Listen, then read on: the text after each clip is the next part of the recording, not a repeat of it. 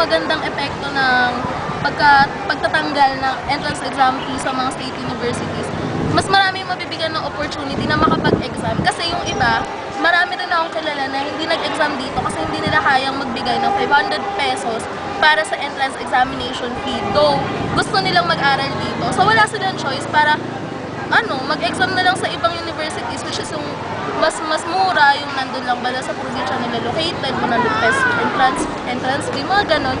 Kaysa medyo nasa-sacrifice din yung pagkagusto nila at saka yung quality na education na sinasabi nga na ino-offer ng mga state universities.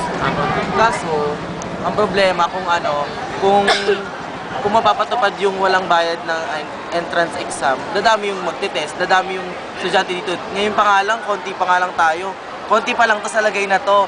Hindi na tayo napagtutuunan ng pansin. Paano pa kaya kung dumami tayo at dumaming makapasa dito?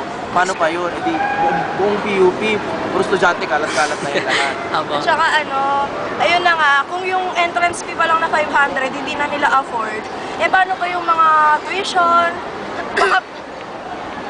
Anyways, kasi ang entrance fee kasi kaya merong ganyan kasi matetest yung willingness ng student sa pag-aaral. Doon pa lang, parang ayun na nga, kung gusto niya talaga, doon na lang siya kasi yung iba kasi kung hindi magkakaroon ng bayad yung mga entrance exam, dadami yung mga mag-entrance exam sa lahat ng school, o sige, ang daming pagpipilian, magugulo lang din sila.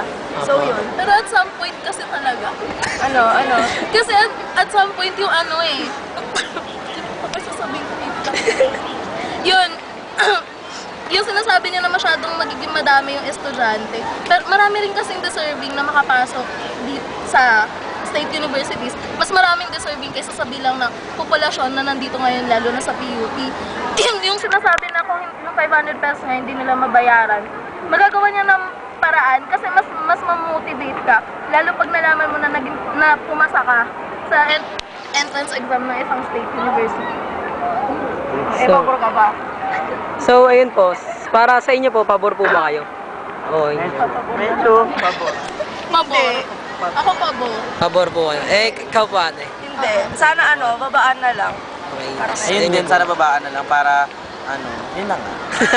So, pabor po. Okay. So, yun. Maraming salamat po. Bye-bye po.